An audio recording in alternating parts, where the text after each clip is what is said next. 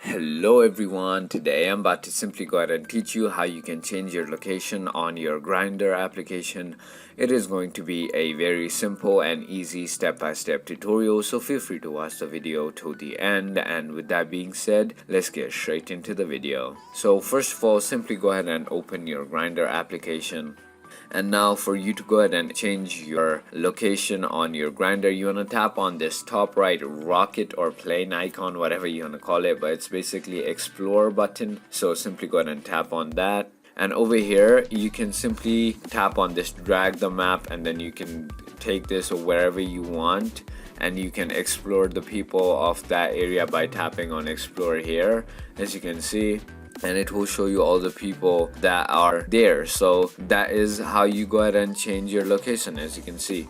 So if you thought this video was informational, feel free to hit that subscribe button, hit that like button, and feel free to comment down below what video you want me to do next. And with that being said, thank you so much for watching.